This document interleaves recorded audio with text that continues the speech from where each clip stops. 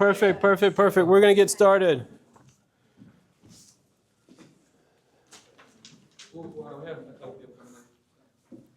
All right, right at the bell. Hello. All right.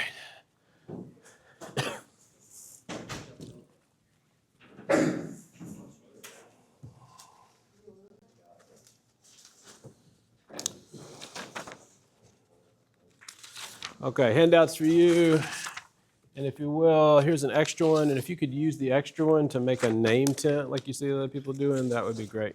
Extra one's on top, the name tent. Thank you. Okay, so I've met a lot of you, but just in case we haven't met, I've worked with some of you on Coffee Pros project and in other projects, but I'm Michael Pickard. If we haven't met yet, it's nice to meet you. I want to begin by saying this is the first of maybe one or two more opportunities that we'll have talk about the giving of presentations and how to give effective presentations. And what I'm specifically aiming to do in these talks is to take what I saw you doing in your first round of project presentations and give you some things to think about, some skill sets that you can choose to tweak or amplify to enhance what you are doing when you are up on stage. Does that make sense?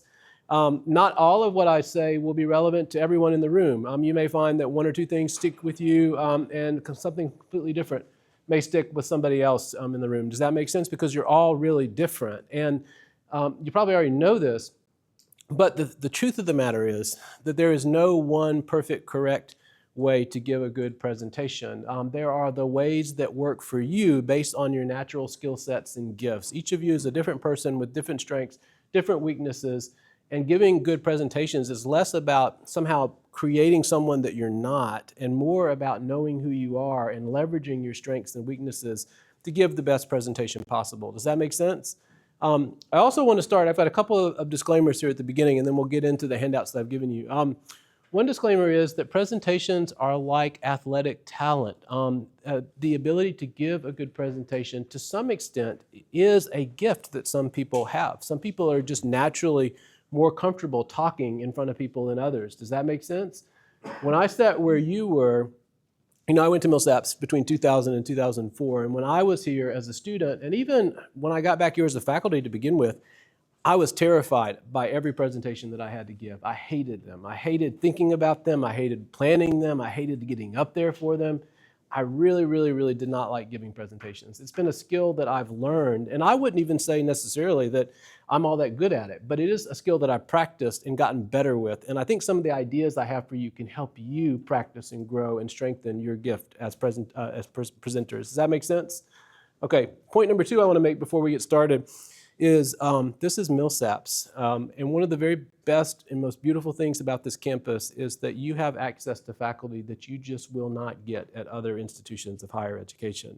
You don't get the kind of access to your professors that you do here at Ole Miss, at University of Virginia, where I did my PhD. It would have been almost unthinkable for me to just email a professor and say, hey, could I come by your office hours and talk about some idea that I had? They all had set office hours, and if you wanted to see your professor outside of class, that's when you went. And if it didn't work for your schedule, you just didn't go, or you didn't really get a chance to make a connection with your professor. So being here at Millsaps, one of the things that you're paying for, because I think we all of us know that Millsaps is not cheap, right? You're paying a premium over what you would pay to go to Ole Miss or Mississippi State or LSU or Alabama or wherever it may be. And part of what that premium is buying you is access to people who will invest in you and your growth and development. And I bet all of you in the room have to some extent seen that level of investment that your professors here make in your growth as students. It's one of the most important parts of my academic journey.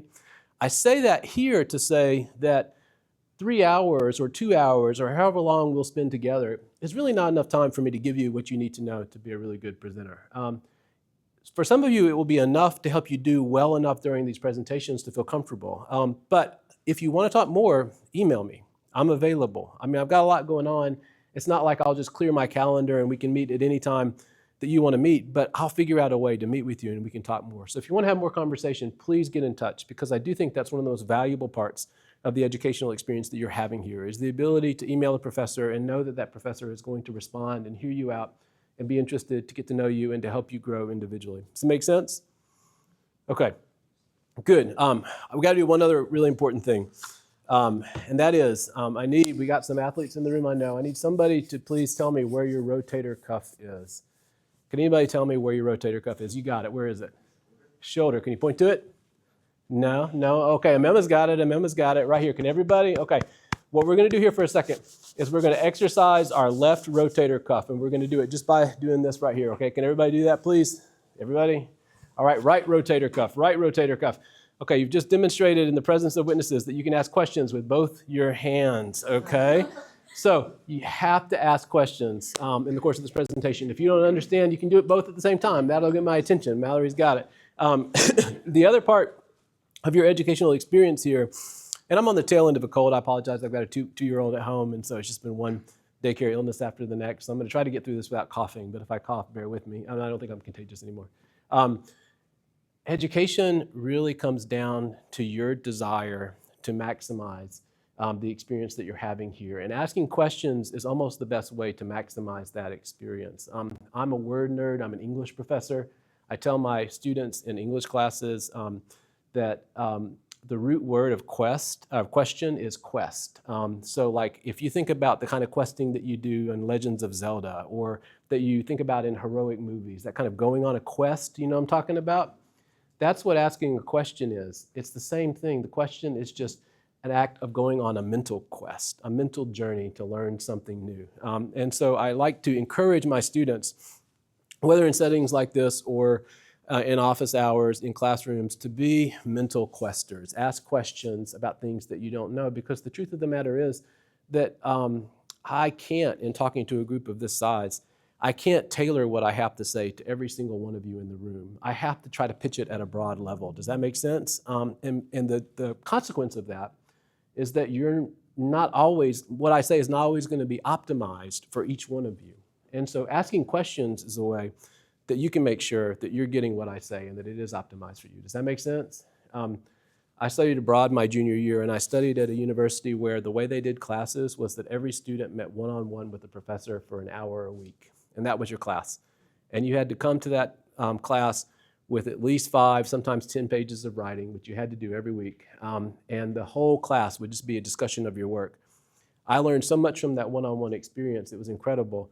We can't really make that work here, but what I can try to do is by responding to your questions to help you get what I'm saying as best as possible. Make sense?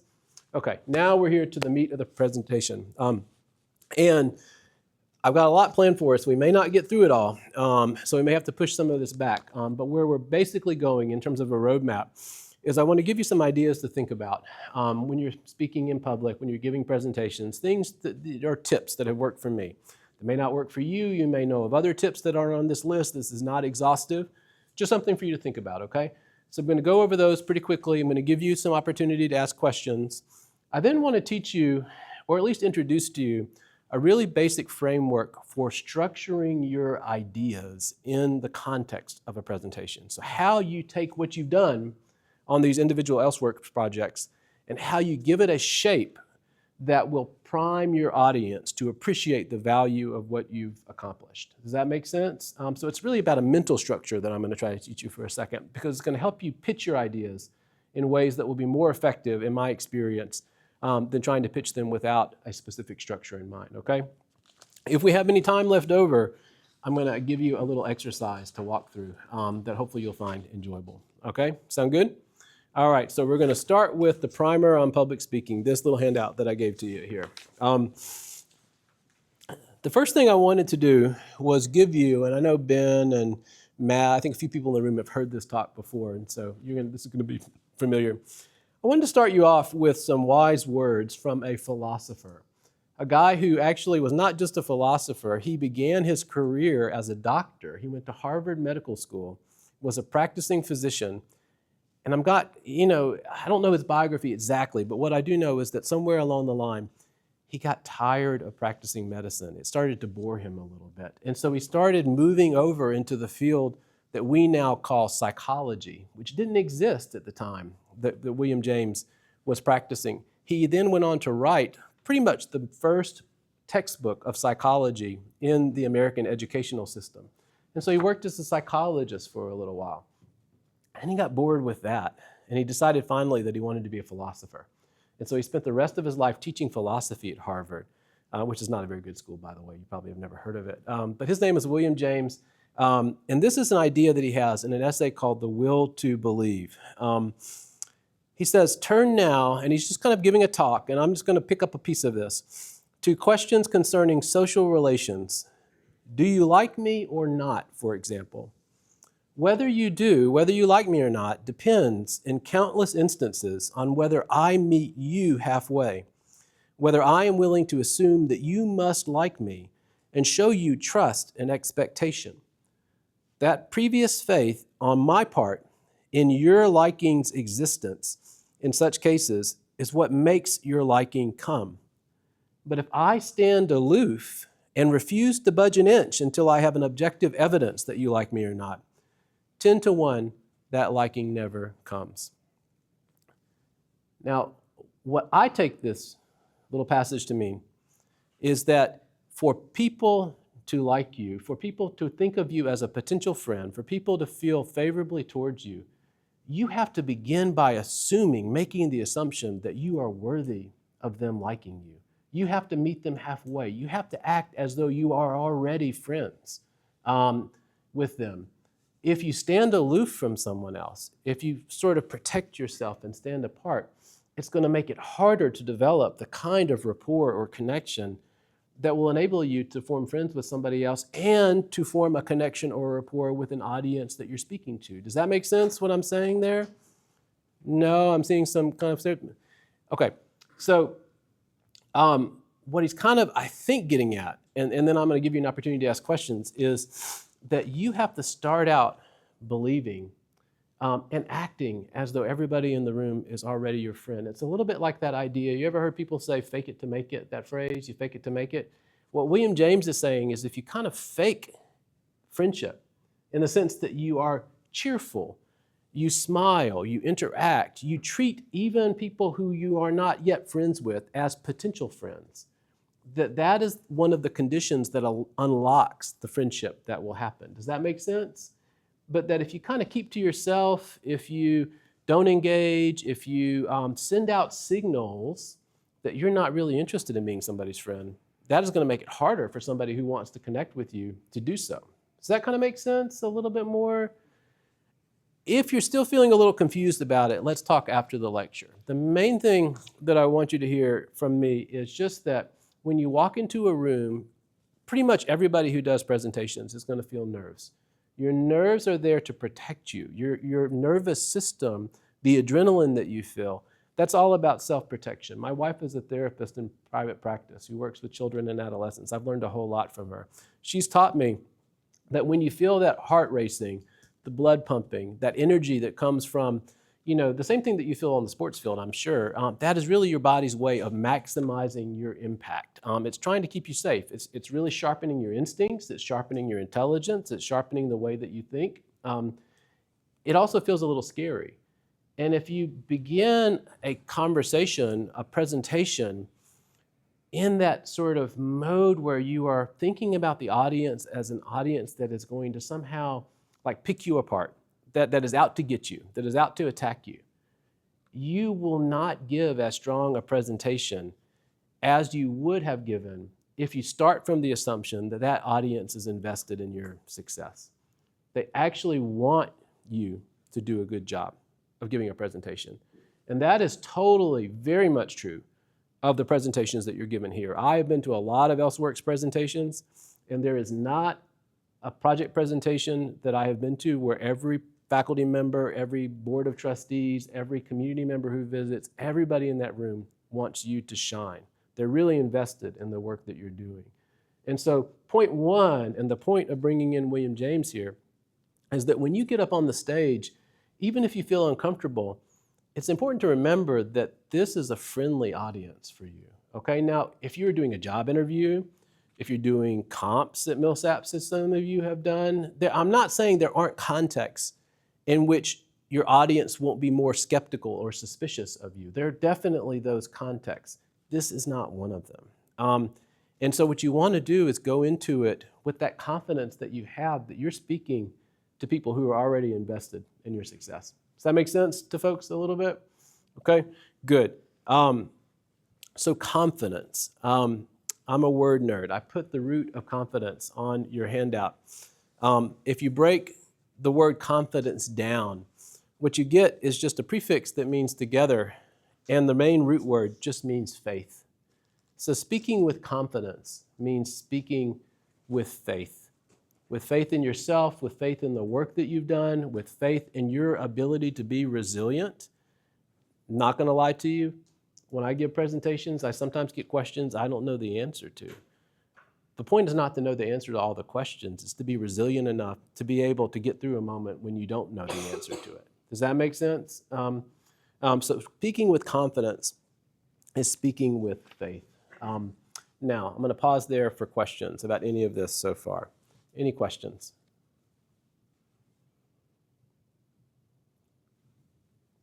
Yes, Ben. So whenever I've had like pretty high, or like pretty intense like presentations, just in terms of like people. Yeah. Pressure, like, Yeah. For example, maybe the ELSEWORKS presentation last year, the final one. Yeah. I feel like I've been super prepared. Like I know word for word what I'm saying. I feel like I know what I'm talking about. Yep. I get up there, and I just like I feel like I've done a good job, but I just don't remember anything. I'll get up there, and it's like I just talk for 2 minutes, and I'm just like, what just happened? Like, what just happened? Yeah. Can you explain that? Is that nerves going on? Is that kind of the individual thing? I don't know if I'm the only one experiencing that, but well, that's just something that I want to like avoid. Because it's like it's nice to be in the moment and be talking to people. yeah. I feel like when I get up there, it's just like boom, and then I sit back down. It's like, So I have two. This seems like a familiar experience here. Are people, well, I hope you're not giving me a test on what I just said 2 minutes ago because, bam, out of my brain already. I'm ready to go. No, I've got two thoughts for you, Ben, there. One is, and this is really important, and I'm glad that you asked the question because I want to make sure to say this. I began by saying that the ability to speak in front of people effectively is a little bit like athletic talent. People have it to greater or lesser degrees. But truthfully, the way to become good at this is just to do it again and again and again and again and again. And sometimes it's not going to go great. Sometimes it's going to go really, really well. And sometimes it's just going to be a B+ presentation. And you're going to walk out of there thinking, man, I could have done a lot better, but I wasn't terrible. I was okay. Does that make sense? The more you do it, and this is why I'm getting back to your point, the more you will feel settled in the moment. I think what's happening, my wife would probably answer this question with more expertise, but what I think is happening is that you work yourself up so much, you invest so much in this particular performance because it's important, because the stakes are high, and you're responding to that, that when you get there in the moment, your brain is not working from the same place that it is when you are calm and settled and being you talking with your friends. Does that make sense? And so that business that I was getting at about just to the extent that you can, remembering that this audience is out there waiting to be impressed by what you have to share. Nobody likes sitting through a bad presentation. It's painful for everybody. I mean, if people have to spend an hour listening to you, on the balance, they would rather hear you be really good than have you be really bad. Does that make sense? And so I'm thinking for you, Ben, and for others that when presentations go really well for me, it feels like I'm just sitting down in a place where I enjoy being, talking with people that I like. And it's that kind of conversation for me that I might have over a beer or that I might have over a cup of coffee or lunch where I'm really engaged in what I'm saying. And I feel very much in control of what I'm saying, but I don't feel like I'm present. I'm anchored in that moment, and I can remember what I'm saying. And I think, the two ways to get there are to think as much as you can about de-escalating the stakes of this. Even at the end of the year when all the alums are there, I know it is important. It's a big deal, and I don't mean to underplay the stakes of it. But at the end of the day, you've already done the work. And I've seen you give presentations. You're good. I mean, are there things that, you can tweak or work from? So the other part of it is, so it's de-escalating the stakes a little bit. It's going to be fine, and I guarantee you there are ELSEWORKS analysts who gave, well, let me stop and say this really quickly with a quick eye to time. I went to ELSEWORKS presentations back in like 2017, 2016 when I was first on the faculty here because I got involved in helping start Coffee Pros. And then for a while, I kind of backed away from ELSEWORKS and then came back. Some presentations that I sat through in 2017 were not really good. Even those final ones, they were kind of bad. But some of those people who were giving those presentations are in really high-powered jobs now, who, like, if you looked at their CVs, if you looked at their careers, like, we would all be proud to have them as our friend, as our alum. Does that make sense? And so de-escalate the stakes a little bit. Do it enough that it feels more common to you and not this thing that you only do once or twice a year. Because if it's something you only do once or twice a year, you're going to think about it and build up the stakes. And then the other part is just to try to really remember that at the end of the day, you are the same person that you are when you're having a really good conversation with your friends. None of us morphs into a stupider, less communicative person than we are in everyday life in the course of giving a presentation, unless we just freak ourselves out. Like, you can psych yourselves into that place, but you don't have to go there because 99% of your time moving through the world, you communicate just fine and you have good conversations and people feel engaged and connected to you. Does that make sense? So that's kind of how I would respond to that, but I think it's a really good question. I'm going to race through these tips. Well, first of all, any other quick questions before we go? Okay, bear with me here. I've said some of this already. Number one, you're the star of the show. Never forget that. When you give a presentation, your slides are important, but they certainly do not matter more than you. It's important to have really clever, interesting, good PowerPoint slides. It's important to know how to make them. It's important to know what not to do in making PowerPoint slides. But your slides are never more important than you. If they were, there would be no point in you giving the presentation to begin with. You could just email your slides to the audience and they would never have to spend an hour of their time looking at you. You are always the star. You are the person that the people in the room are going to do business with. You're the person they're going to hire. You're the person whose opinion they're concerned about. You're the person who's going to teach them things. Your slides are just an instrument, but you are the star. And so never forget that when you stand up there, your slides have to be good. But what I see a lot of, I see two things a lot. Not so much with this group, but when I give presentations more generally. I see people who do a lot of this, who do a lot of looking at their slides, or they're talking to the audience and they kind of go back over here or do this, or if there's a confidence monitor in the back of the room, you can see that they're kind of focused there. And that just sends the wrong message to your audience. It sends the message to your audience that the slides are more important than you are. So to the extent that you can, put a lot of work into your slides. If you need to check to make sure that you're on the right slide, that's okay. But talk as though the slides are accompanying you, but not as though you need to be a slave to the slide or in service to the slide. Does that make sense? Yeah, Landry. And that's the thing I always say with the slides. They should just be an accessory to your speech. They should never, and I like to think in my confidence, when I present, it helps me a lot to know that I know more than my audience probably does, most likely, in most cases, right? And so if I have all this stuff on the slide, you're giving them a ton of information already. Have that in your brain. So then when you say something, even if you might get it off just like a word or two, which sometimes that happens for me, I'll be one word off and be like, oh, I'm freaking out. But if I don't have it on the PowerPoint, you don't necessarily know, right? Like, have some of that. Like, it's just an accessory to what you're doing. So just know you have all the information in your head. So you're good. That's how I like to think about it. Yeah, and you definitely don't want to, here's my strong recommendation. I would not put a lot of text on your slides. And I definitely would not put text on your slides and then just read that text to your audience. That is the quickest way to bore people out of their minds. Because again, you could just email the PowerPoints to them and they wouldn't need to come and stand and hear you. So we can talk more about slide construction maybe in another workshop if you want, but the main thing is, as Landry's saying, they're just the accessory. They're the wing person to your presentation. Number two, well, I covered this a little bit, so don't get in the habit of looking to slides. If your audience feels like you don't know your presentation well enough, then you're going to lose them. They're not going to be as interested in what you have to say. And so if you're checking the slides all the time, that sends the signal to your audience, oh, the presenter hasn't done their homework. They're not prepared. They don't know where the slide is going. They don't know what they need to say. And so it creates the wrong impression. Does that make sense? So it's okay to glance at your slides. Just to make sure, but don't spend a lot of time and don't necessarily you don't want to find yourself like waiting and figuring out what the slide says and then turning around and presenting it. That sends the wrong message. Plant and project. So easier said than done because we have that nervous energy that comes from the adrenaline that kicks in when we do this.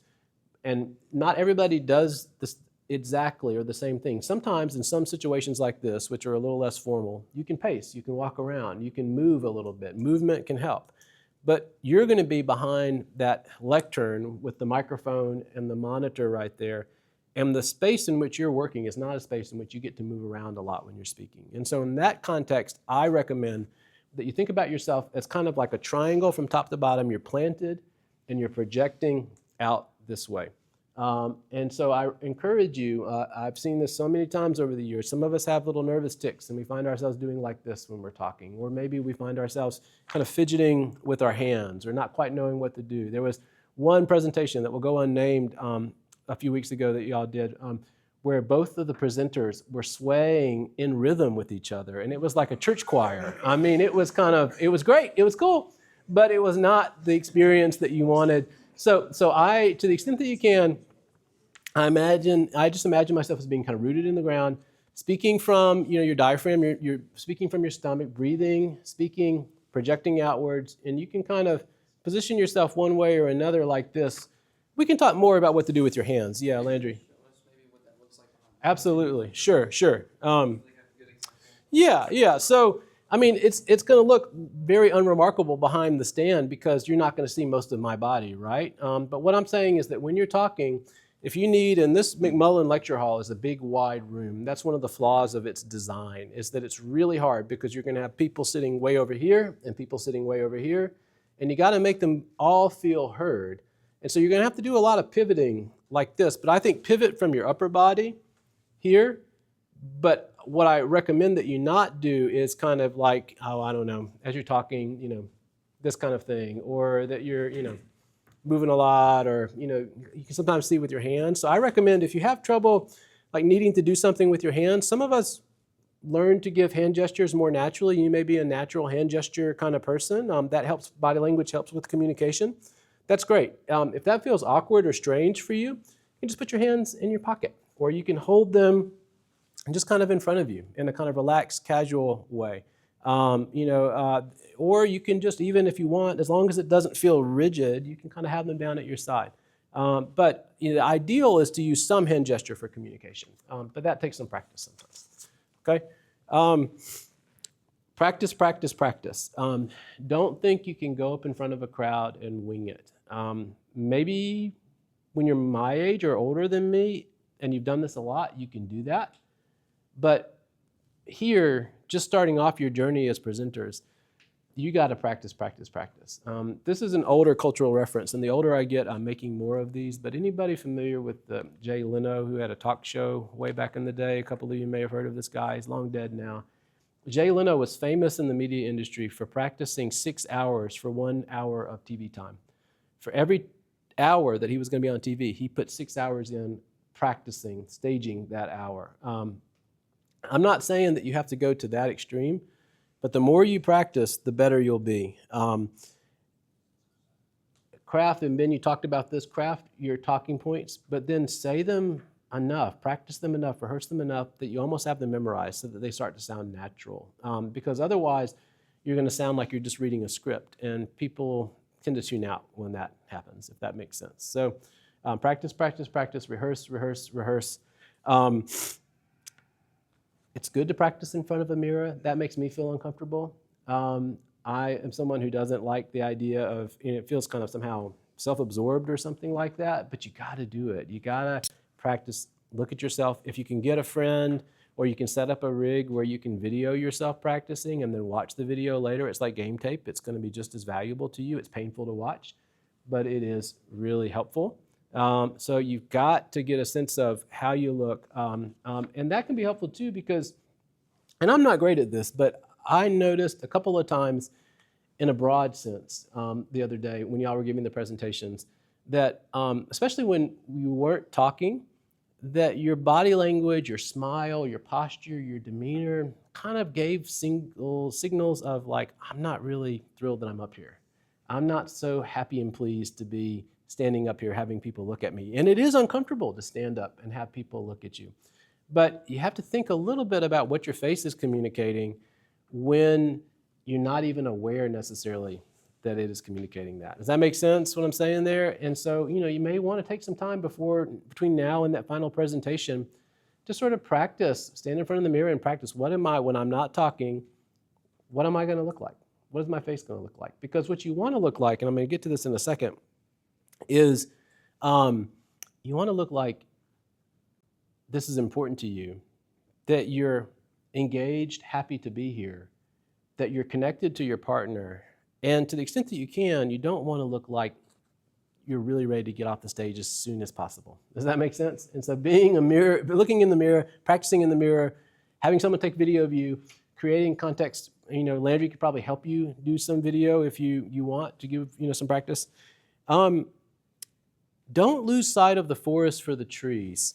This, I think, is really important. The fact of the matter is that every presentation you give, including the one that you're going to give to the Board of Trustees at the end of the year, is just a means to an end. It's a means to create investment, engagement, buy-in. Your faculty want the board to hear about these projects because they want board members to feel connected to what our students are doing, to what is happening on the college campus, because you are doing interesting things, and the board members who attend will find those things interesting. Does that make sense? And you never know, but your project and the enthusiasm and the energy that you convey in talking about it may inspire a board member to give a little more to support ELSEWORKS, or may enhance their connectedness to our organization. That is the point of giving a presentation. When you give a job interview, the point of giving a job interview isn't to be perfect. It's to create enough connection with the people sitting across the table that they want to hire you. Does that make sense what I'm saying there? So don't get so concerned about the small details or content. It's important to choose information wisely and not to try to overshare information. I mean, we have a problem of this kind with a couple of our projects because you all are doing so much. And you don't have very much time to talk about everything that you're doing in. So you have to be really careful about choosing your information wisely, but never forget that the information is not an end in itself. The information is just a vehicle to create engagement and connectivity between you and your audience in a presentation. Does that make sense what I'm saying there? Yeah, Brady. On this line, you have excitement. I think that's something that's super important. Yep. Because people for all ELSEWORKS presentations. Yep. And the best presentations I can remember, I couldn't tell you anything about what they said. I can tell you looks on their faces, how they engage with the crowd. Those things were always the most interesting presentations. And it could be the most boring thing. If that person was up there excited about it, speaking about it, showed a level of enthusiasm. Yep. I was immediately engaged. I was attracted. Everybody's attention was grabbed. So I feel like being fun, find something in your presentation you can be excited about, and really just kind of harp on that. Couldn't underscore that enough. The more energy you bring to it, excitement is one word for it, energy is another word for it. And there's always if you're overexcited, it has to be an appropriate level of excitement, but it has to be high. The energy level has to be high. The more energy you bring to your presentation, the more energy that's going to get conveyed to the audience. And I think Brady's exactly right, that the fact of the matter is that speaking occasions like this are not the optimal vehicles for the delivery of information. That's what writing is for, okay?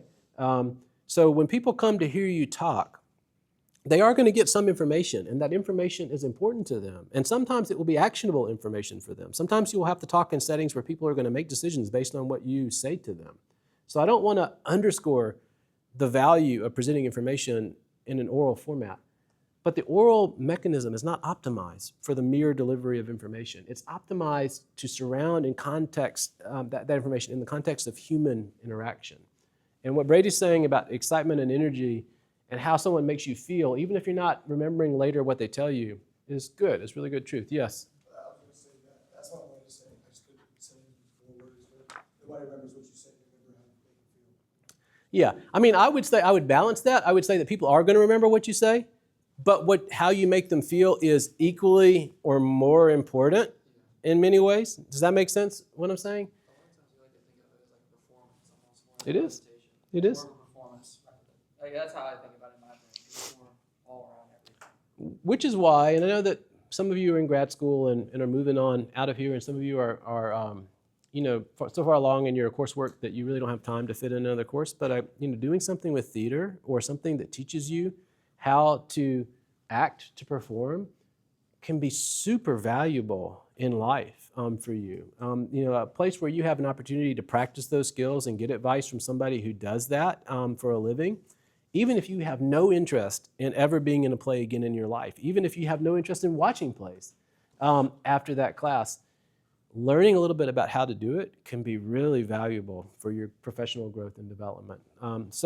With time racing away, I'm gonna go to the last point here. Strive for dignified enthusiasm. So when I graduated from ELSEWORKS, I went, did an MFA in creative writing, and then I was working as a writer in residence at a high school in Washington, D.C. for a few years. While I was there, I went to go visit a friend of mine who was studying at Duke Law School. So he was finishing his JD at Duke University in North Carolina. He was a really good student. He was applying for those Supreme Court clerkships that you hear about, right? He was pretty talented. So I hung out with him for the weekend, and just kind of as you do in that, sleeping on his couch in his apartment. And he, I can't remember what he was doing, whether he was anyways, I happened to find a handout on a table in his apartment that the Duke Law School had given its top JD candidates who were applying for these Supreme Court clerkships, the people who were the smartest people in those Duke JD classes. And there was a list of recommendations for how to do interviews if you are applying for these Supreme Court clerkships. And I wish that I had a smartphone camera. I'm so old that there was no camera on my phone in those days. There was just a dumb phone. If I had had the ability to take a picture of that, I would have done so. The thing that sticks out to me was the last item on the list, and it has stuck with me ever since. It says, above all else, carry yourself with dignified enthusiasm. And that's the thing that I urge you to think about when you're up there. And that, to me, goes back to what Brady was saying about excitement. If somebody is overexcited and not excited in a dignified way, it will actually work against the seriousness of the presentation. Does that make sense? So the enthusiasm, the excitement, the energy has to be there, but also the sense of dignity. And by dignity, I just mean your own sense of self-worth. Everybody in this room is smart enough and talented enough and hardworking enough to be able to get up there and talk about a meaningful project that you've contributed to over the course of the semester. And speaking from that place of self-worth and knowing that you deserve to be here is one of the most important parts in creating the right kind of experience for your audience. Those are my tips. Any questions? Any questions about that? Hey, Param, come on in. You want to take a second, just some things about just the presentation real quick? Yeah, go ahead, Landry, sure. Just had a couple things. This is just some pointers just for just our presentation in general, not necessarily presentation, but just ours.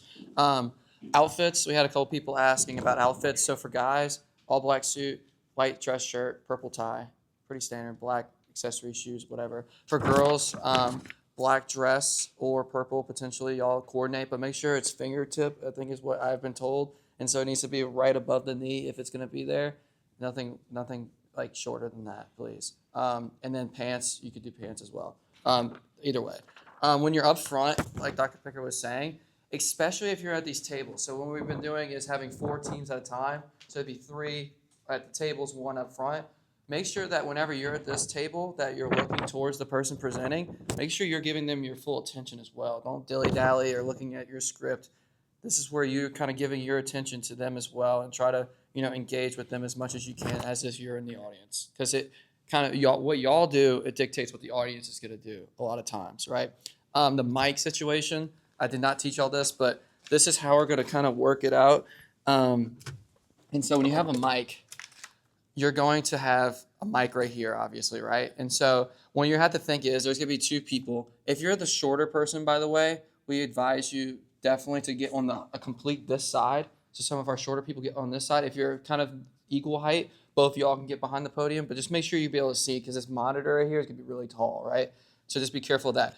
Whenever you're talking, you have the mic. Whenever your person who's going to be next is talking, you're going to give them the mic. So you're going to point it over to them. And especially if they're on the side, you're gonna have to like move the mic a little bit, but just be careful not to be scratchy with it. And we'll work on that right before the next presentation, since we'll be inside there. And then also a couple of different things. This next Thursday, Else Giving. Make sure y'all sign up. Keely sent y'all a link. Please do. And then by next Friday, please come to me with a practice run, y'all's group. It's the same presenter, so just so you know. Sorry. Yeah. Okay, thank you. Put me back in. I mean, this kind of goes without saying probably, but just want to point it out too. Guys, the socks that you wear will appear when you're seated down. Those tables don't have tablecloths. So like if you got really goofy socks that you love to wear, that may not be with your black suit the exact statement that you want to present, just giving you, and for the ladies in the room, probably again goes without saying, but cross your legs, that those tables don't have tablecloths in front of them, right? And so they are, so you just want to be aware of visually, the dynamic that you're presenting. Does that make sense? Okay, I'm sorry, it is the logistics of giving a presentation. Okay, we good on the tips? Everybody feel like they got them? Okay, good deal. So let's talk a little bit. We're not going to get through everything, but I want to begin telling you about this other handout here. This is something that I got at the University of Virginia ever since I was exposed to this model. I've continued to find it one of the more useful intellectual tools that I have received in the course of my education. And what it is a framework for how you structure your ideas in the context of giving someone a pitch or a brief presentation like the one that you're doing, okay? The technical name for it is Problem Frame. It was developed at the University of Chicago and is exported to lots of other universities, including the University of Virginia, where I learned it. But the problem frame has basically 4 or 5 parts, depending on how you structure them. And I'm just going to tell you a little bit about them in 10 minutes here, and then I'll talk with Landry about maybe an exercise for the next time that we meet, okay? The interesting thing is that the problem frame model has roughly the same structure as a fairy tale. So you've probably all heard some of these stories, the ones that begin once upon a time, right? Once upon a time, there was a wonderful kingdom, and everybody in the kingdom was wealthy and happy and flourished, and everybody married just the right person, and everything was excellent and wonderful, and people had great fun all the time. Until, unfortunately, along came an evil dragon who showed up on the scene, burned everything down, and took the king's daughter away. And now this really happy community has a problem that they have to solve. Enter Sir Galahad, who races off, finds the dragon, confronts the dragon, slays the dragon, rescues the princess, takes her home, and restores happiness to the kingdom. You probably heard versions of that story, right? You know what I'm talking about?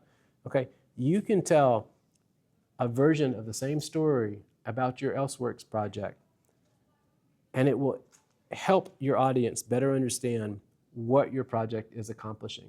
I found this useful for writing papers. I found it useful for interviews. I found it useful in all kinds of ways. Here's the basic structure. It begins with a statement of the status quo, or what's sometimes thought about as the common ground, the thing that you share with your audience at the very beginning of your presentation, things that you all have in common, know to be true. So for example, I started talking with you about MILSAPs this morning, right? I started talking about MILSAPs because I knew that everybody in the room had a common context to understand what I was saying. Does that make sense? Okay. So the common ground part is the common context that you have with your audience. And it's a little bit like the happy moment in the kingdom where everything is good before the dragon arrives. So I'm thinking about Coffee Pros, which is the project that I know best of all. And I might say, if I were going to be doing the Coffee Pros presentation, I might begin by talking about the fact that we have this wonderful coffee shop just across the street from campus that gives our students an opportunity to not only go over and get alternatives to the kinds of coffee that you can get in EcoGrounds, but it's an alternative study space. It has books, used books, a wide selection of used books. It's one of only 2 used bookstores in the city of Jackson. I might be saying general stuff that I think my audience won't need a lot of information to understand, and which they will already kind of know. Does that make sense? And then after you've established the common ground, you come to the most important part of this problem frame. And that is the moment where you give some condition or some fact or some piece of information that destabilizes that common ground, that happy kingdom, that common context, okay? The destabilizing condition, as it sometimes is called, is the dragon that appears and creates the problem, okay? Does that make sense? So if I were taking the Coffee Pros example, I might say, however, as wonderful a coffee shop and bookstore as Coffee Pros is, it does not generate as much revenue as Native, right on the other side of campus. And it's not broadly known, even to Millsap students. And its wonderful collection of books is not as widely appreciated. It doesn't generate as much sales as it probably could and should. Does that make sense, what I'm doing there? So you have to be careful here, because you don't want to sort of hamstring your project by talking about some of its downsides. But what you do want to do is show that your work as an analyst is a response to a problem that you share with your audience. So anybody who is invested in, I don't know, the success of the Midtown community, let's say, the success of Millsaps, the success of Jackson, has a desire, has a hand in, or an investment in having a business like Coffee Pros succeed, right? And if you can help them see that you share the problem with them of helping this business succeed, then they will be motivated to help you achieve your solution. Does that make sense? Now, the next stage in the problem frame is maybe the most important.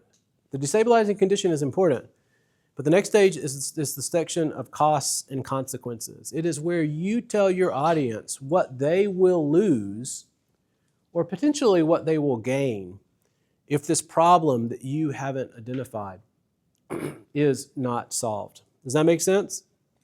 So again, I'm kind of making this up, but I want to give you the Coffee Pros example. You might say, if we can't figure out a way to sell more books, to increase engagement, excuse me, to get more interest in Coffee Pros, even amongst the Millsaps community, there's a really good chance that business is going to go away. And instead of a wonderful, interesting, exciting coffee shop with books and coffee, excuse me, right there on West Street, what we'll have is an abandoned building, like it was for decades before Coffee Pros. So sorry. There's that cold. Okay. Does that make sense? It's like, and I have actually used this line myself pretty recently. It's a lot better for Millsaps to have Coffee Pros in that space than an abandoned building. Because think about our tours, the campus tours. And you stop in front of the Welty statue, and how much better is it when you stop in front of the Welty statue to be able, if you're giving those tours, to say, and here's this coffee shop bookstore that Millsap students are helping to shape the future of, they're engaged in helping this business grow. And here's now I can tell you this anecdote about ELSEWORKS and how amazing ELSEWORKS is. That's so much better than stopping at the Welty statue and being afraid to turn around and look and show people the empty, abandoned, vacant buildings on the other side of the fence. Does that make sense what I'm saying there? Okay, that's the cost and consequences section.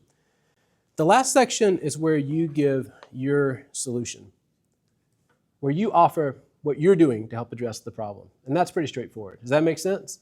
Okay. I want to challenge you over the next few months to find a way to talk about your project that you're doing for ELSEWORKS in terms of this problem frame. I think if you can do that successfully, then the people who hear your presentations will leave those presentations convinced of the value of the work that you're doing and galvanized and interested in supporting it. Does that make sense? I'm going to give you another version of this. And I want to make clear what I said at the beginning. If you want to run some of these by me in the future, set up a meeting. I'd be happy to do that. Here's another version of this story. And it's going to maybe hit a little close to the bone, but I apologize. I think you'll get it this way. Does that make sense? Maybe I should make Landry stop recording now. Millsaps is a college that all of us understand the value of. You've all invested a significant part of your life, your college years, one of the formative experiences of any human being's life, at a formative moment in your life. You've chosen to spend that time here on our campus. You did so because you believed there was something that you could get here that you couldn't get somewhere else, whether it was the opportunity to play sports, whether it was the opportunity to work with professors in a certain field, whether it was an opportunity to prepare yourself for med school, whether it was an opportunity to prepare yourself for a career in the business world. You have made one of the most important investments that any human being can make in the first 22 years of their life in this place. Does that make sense what I'm saying there to you? However, we all know that there are fewer students here than is ideal.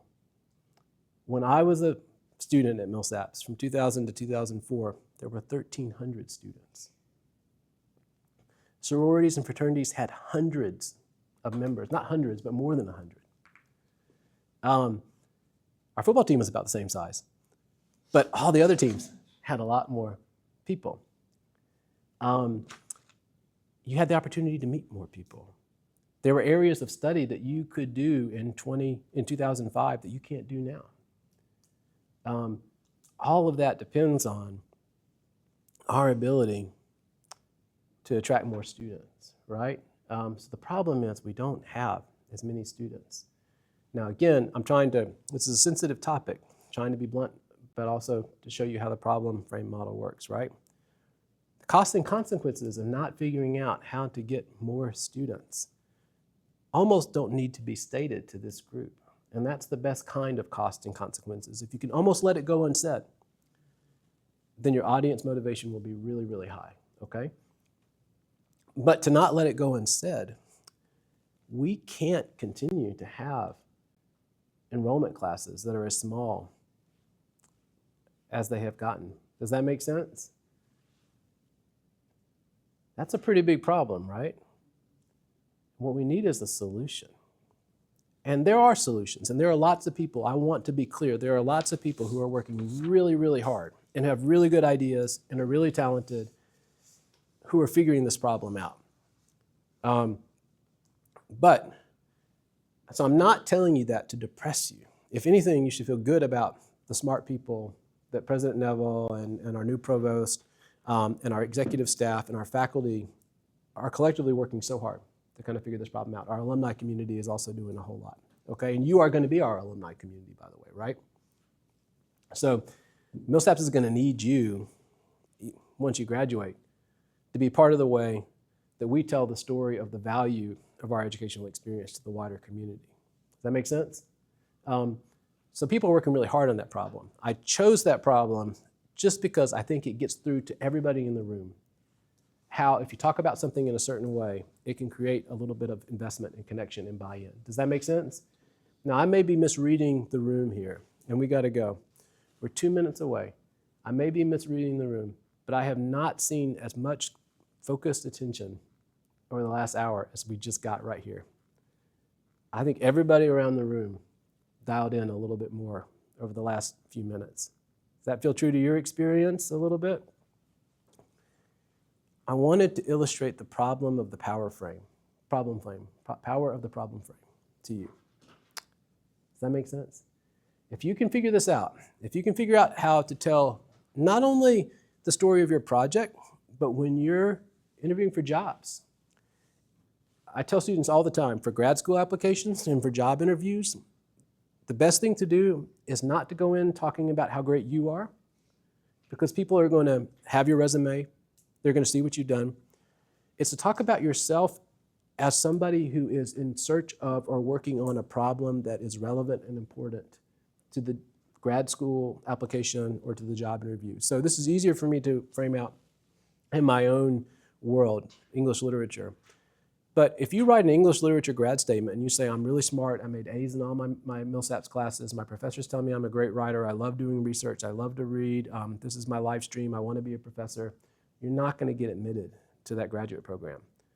But if you say, I'm really interested in the history of 18th century literature and how the emerging discourse of science in the 18th century shaped the ways that people wrote novels because they were learning more about their world in a scientific sense, and they brought that knowledge to the building of their imaginary worlds, and that really interests me. And these other scholars have been working on this problem.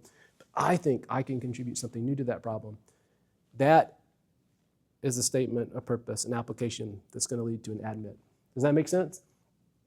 If you're interviewing for an employer and you can present yourself as somebody who cares about and is working on a problem relevant to that business or to that position, and that you have the skills and qualifications to step into that role, it's going to be a lot better way to do it. Does that make sense? And a problem frame can help you do that.